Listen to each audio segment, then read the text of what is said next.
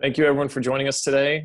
It's been a very interesting month, I would say, in the least, but I was talking to some of my colleagues. We wanted to do something that was going to help some of our other colleagues and small business owners. So we decided to put this podcast together. So today I'm joined by a couple of my colleagues, Michael Somanek. Mike practices at Somanek and Pittman Advanced Plastic Surgery in Washington, D.C. Thanks for joining us. Thanks for having me, Jordan. And Dr. Jason Bloom with Bloom Facial Plastic Surgery out of Philadelphia. Jason, thanks for being here. Thanks for having me. And lastly, thanks to Ryan Griffiths for joining us.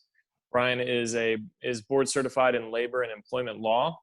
He's a shareholder at Littler, which is one of the nation's top labor and employment law firms. He regularly counsels healthcare companies on issues like this. So thanks for being here, Ryan. Good afternoon, Jordan. Good to be here.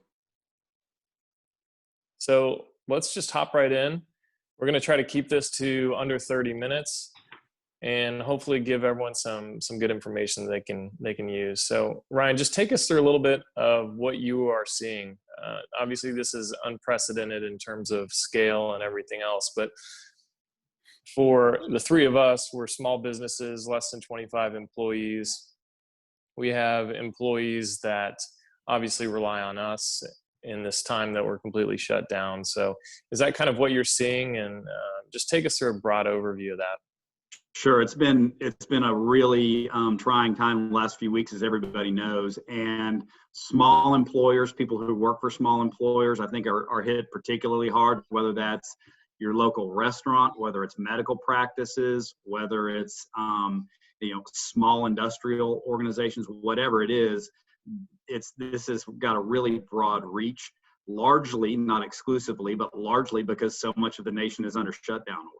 And so employers, smaller employers, are having to look at how they can weather this storm financially, what they do with the changing regulations that have been coming down the pipe from the federal government, from state and local governments, from right down to county judges issuing stay-in-place orders. So we're helping employees, we're helping employers, kind of weather that storm and navigate all these changing laws and figure out how best to kind of shelter their business as through this storm and kind of come out the other side once business gets back on track again. Well, along those lines of employers, first of all, thank you so much for being here, Ryan. As an employer of about 7 other employees myself, there's a lot of different terms being thrown around, whether it's furlough, work share options, termination. For some of the employees that we as small business owners may not be able to afford going forward, what are some of the options that we can look into? Sure, that's a great question. We're answering literally thousands of times a day at my firm, and so let's kind of define our terms. So furlough, if people aren't familiar with that, that's basically an employee being told that for a certain period of time, whether it's a month or 2 or a week or 2, that they're going to be off work because the work demand just isn't there, so they won't be drawing pay, but they're not permanently terminated from their employment. The expectation is that once things get back on track, they'll come back to work. We've seen salary or compensation reductions by percentage or by hourly rate of pay as a way to help businesses weather the storm financially, but still provide, some compensation to their employees. We've seen work share agreements, which is something we're doing here in Texas, and it may exist in other states, but it's really that's a state of Texas opportunity right now where an employer can reduce the pay of an employee, and that employee can kind of get brought somewhat up to, not completely up to full pay, but get partial unemployment benefits. And that's done through an agreement with the state's unemployment commission.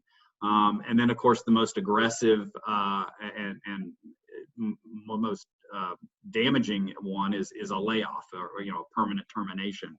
And so businesses are having to look down the road and try to imagine not only what their cash flow and what their abilities are right now, but they're also having to look at what is this world going to look like in 2 months and 6 months, et cetera. And so we're kind of helping businesses plan in that respect. And just as like a follow-up to that question, as the employer, what do I need to, give to my employees? And do I need to write them a letter, or what do they need to have in hand, either to file for employment? And additionally, should I be doing this now or waiting to see, because can the employees apply for unemployment, or do they need to wait a certain period? That's a great question. And so that's going to vary typically from state to state. In most states, they're not going to have to have necessarily a letter in hand and can go down to their local unemployment agency and file. Some states require that the employer fill out or provide a specific form, but that's not every state. One of the things that we're also seeing is that a lot of states are relaxing the waiting period. So a lot of states have, say, a 7-day waiting period before an employee, from the point in time the employee loses their job before they can file for unemployment. We're seeing a lot of states lifting that restriction so employees can go on down and file for unemployment. And so, what I've been advising employers is, if there's a furlough, because furloughs won't always necessarily qualify an employee for unemployment, but they might. But, it's always to the employee's interest to go ahead and file as soon as they may experience a reduction in pay or a reduction in work.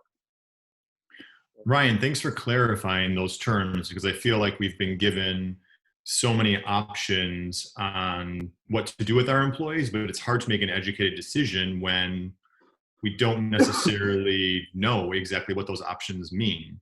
So on those same lines, the term Fmla has really come into light as well. And can you kind of explain a little bit how that plays into its role within a small business? Sure. So starting last week, so March 18th, the federal government issued the Family First Law. And the Family First Law is broken down in basically two different components: an emergency FMLA and then a paid sick leave component. Now, for smaller employees or smaller employers, that did not traditionally apply to you because there's a 50 employee threshold. But starting under this new law, they now have basically a threshold of 1 employee or more can get family emergency paid Family Leave Act leave. And so what that means is, and there's a bunch of little details to it, but the employee who takes leave has the ability to get paid family leave. A lot of times that's going to be utilized so that the employee can care for their child, and because schools are out, so employees are able to use that as a grounds for triggering emergency FMLA. The good news for employers is that's going to provide a dollar for dollar tax credit for every dollar that you pay out under the Emergency Family Medical Leave Act. One of the things that we're cautioning employers on is to really follow, and you can go on our website, which is www.littler.com, to follow the latest guidance for this, because one of the things that we're seeing is the notion that if employers don't set up their sick leave and family medical leave banks correctly, then their opportunity to seek that dollar for dollar tax credit. So we want to make sure that when you're paying your employees for that, then you're able to get your tax credit for that. Thanks, Brian. What would you say? Obviously, when people are concerned about their health, they want to make sure their health benefits are continued as well. So what is the implication of furlough on health benefits and termination on health benefits, obviously? And what's the responsibility of the employer as well as the employee at that point? Yeah, so I would tell all employers that if you're looking at furloughing employees, then one of the things that you need to do, pardon me, is to look at are the benefits going to continue in place even while the employee is on furlough. We've already advised some clients to talk to their insurance brokers, and whereas normally businesses or insurance companies would have said that furlough takes them off of the plan, so far the insurers that our clients have talked to have said that's not going to be a problem. We're not going to require that, but that's going to be from carrier to carrier, so talk to your broker. For employees who lose their job altogether and are terminated in a permanent layoff, then those employees will be provided Cobra notices. The employer has to provide a Cobra notice, which allows them to continue their benefits for up to 18 months by paying the employee's portion. So you want to make sure as an employer that you're getting out your Cobra notices, and make sure you, especially for smaller employees or employers who don't normally do this, you're going to want to make sure that you know who's sending out those Cobra notices so that people can continue their benefits. Well, along those same lines of benefits to the employees, certainly my employees, some of which may be listening to right now, are having issues with access to childcare. With us being off and a lot of practices being closed down, that means also the schools are out. And you kind of touched on that, but if we could go in delve in a little bit deeper into some of the options that they might have, first of all, to obtain childcare or money back from that. And then also as the employer, if I pay out for them to be off for childcare, are there benefits for me? Sure. So that's really what the federal government delivered on March 18th. The law goes into effect on April 1st, and it's called the Family First Act, and it's really got the two components: the emergency FMLA, or family medical leave, and emergency sick pay. So let's take about those one by one. On the Emergency Family Medical Leave Act, employees can take leave. Again, there's a lot of details to this, but they can take leave up to 12 weeks. The last 10 weeks of that will be paid at a portion of their salary, not full salary, but a portion of their salary. And that's to take care of children who their schools are shut down. So that's the kind of the leave to take care of the kids portion. The second portion is paid family sick leave. And that can apply for not only for taking care of kids, but also the big part of it is if the particular employee has COVID-19, or maybe they're under an order by a doctor not to come to work because they've been exposed to, say, a family member, and a doctor's ordered them to quarantine in place.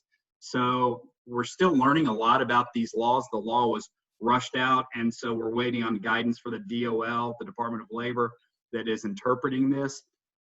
And we'll know more as time goes on. But that law becomes effective April 1st. So employers right now need to be understanding how that's going to apply when employees come to them and say, hey, I can't come into work because I've got to take care of my child because their school's out, or I've been exposed to COVID-19 and I've been positively diagnosed as having COVID-19, and consequently I can't come into work. And is that going to trigger? For the employer, you can get up to $1 per dollar reimbursement for those monies that are paid out there. Thank you. Ryan, regarding specifically unemployment, so within our staff members that we have a couple of younger ones that kind of are just getting into the workplace and haven't really had a lot of experience with unemployment in general. And the other day when we were beginning the whole furlough process, one of them asked me if filing for unemployment can negatively impact them in the future if they're looking for another job, or say like applying to higher level schooling or professional degree programs. So can you comment on that?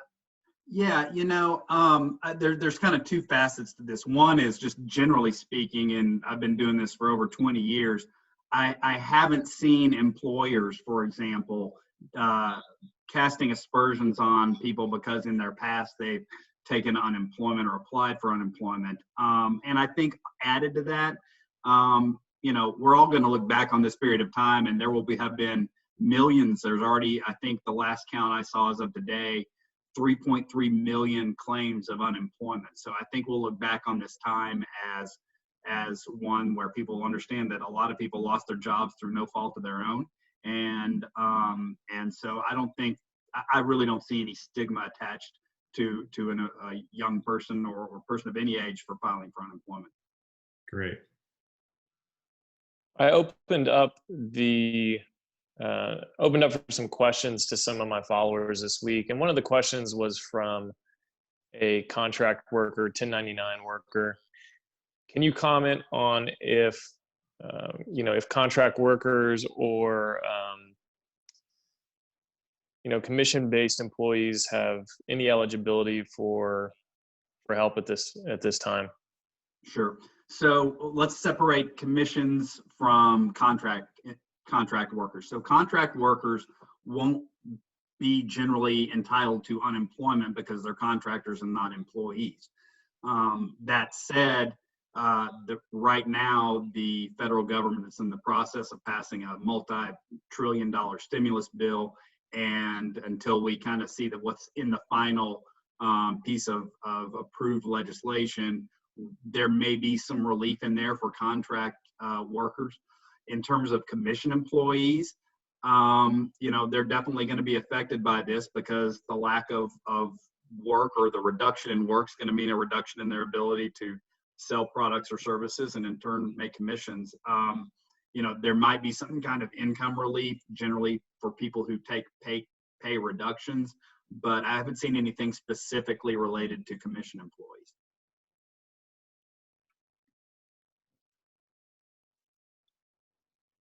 Thanks. Jason, did you have anything else? I mean, I was, just looking in terms of like, where would you recommend either the employers or the employees start to look for, some more information? Is there a website or some other kind of resources that we can look to?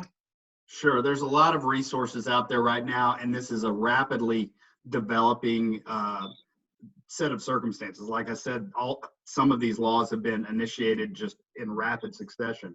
And so even as lawyers, we're constantly working to figure out exactly how they're going to apply. And so, as I mentioned, our website before, littler.com, has some great information for employers on coronavirus that's put out by our coronavirus task force.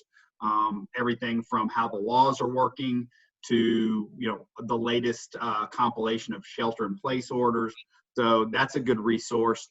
The Department of Labor's website, which is dol.gov, always has some up-to-date information on how the federal benefits are applying.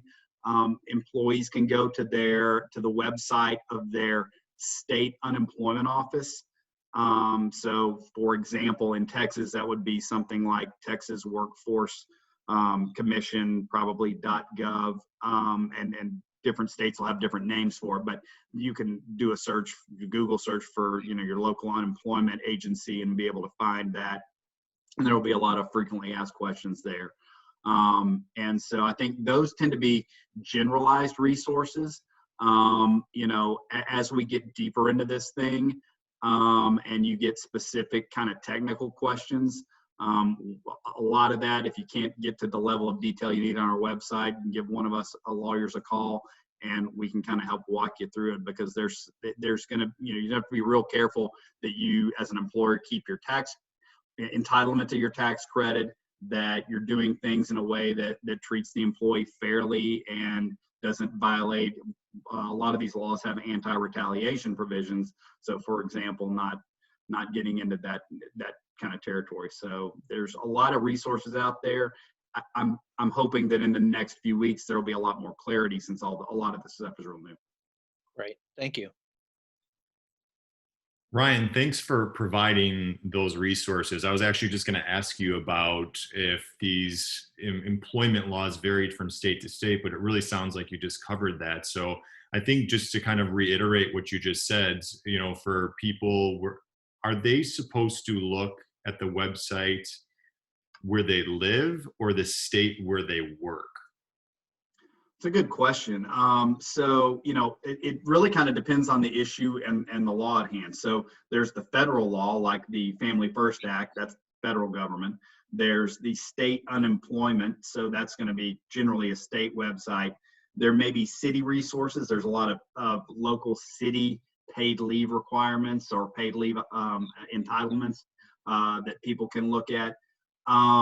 If you've got somebody who works in one state but lives in another state, I'd be looking at, if you're the employee, I'd be looking at both to see which one applies to you, because probably it's going to be your state of residence, but that's not always the case. So I think, fortunately, we live in a time where there's a lot of that information that's readily available on the web, and I would start there. And then if you need an attorney, start consulting with an attorney on what exactly applies. Yeah, I just realized that's probably a bizarre question for you guys that live in Texas, since you definitely don't drive to another state. But being in DC, we have Maryland and Virginia. So we have half of our employees are from Maryland and the other half are from Virginia, and we have 2 from DC. So, I mean, that makes for a complicated situation and many questions. And what really complicates it is when we had one client who they had employees who lived in Dallas, which was under a shelter order, but the business was in Plano, which at the time had no shelter order. So were they required to have the employees come into work or not? And so there's this is where this gets really super complicated. Yeah. I know that you probably can't answer this with any, specificity, but it was a question that I also received, was just how much does unemployment pay, or, because people kind of want to know what to expect financially, and maybe even if you have any idea on when those payments would even arrive or the time frame on that. And I don't expect you to have all those answers, but yeah, the good news is, and again, since this stimulus package is just going through, I don't know all the details, and we'll be able to advise on that once it kind of becomes law. But I've been hearing that it's going to provide up to 4 months, and I don't hold me to this, but I understood that it might have been full compensation. I may be wrong on that, but I think that's probably going to be the case. Normally speaking, an employee filing for unemployment is going to get probably not more than 66% of their lost wages, and it would have had a cap on it for a certain amount of time, and that can vary from state to state. But so unemployment traditionally is not, it's not full pay, but it's certainly, at least if this stimulus package does what I think it might, then for short-term relief, which may be hopefully all that's needed, and hopefully the economy's back on track and small businesses are up and running in less than a matter of months. So let's hope that's the case. And if that's the case, then hopefully the out-of-pocket loss will be a lot smaller than it would have been had there been no stimulus package. Awesome. Do you guys have any other questions? No, this has been great, truly. Yeah, I want to thank you again, Ryan. If anyone listening has any questions, Ryan, what's the best way that they can get a hold of you? Sure. They can find us on our website, www.littler.com, or call me at 214-880-8118. Look me up and we'll help you out if we can. And that's Ryan Griffiths, Griffitts. I'm Dr. Jordan Rahani. You can find me at Facial Plastic Surgery Institute. Michael Somanek. What's the best way to get a hold of you, Mike? Our website is somanekmd.com, and for ease of looking for me on Instagram, it's the exact same thing, somanekmd. Thank you, Jason. For me, you can find me on Instagram at drjbloom, Dr. J. Bloom, and my website is bloomfacialplastics.com. Awesome. All right. Well, thank you all. This was fun. Thanks, doctors.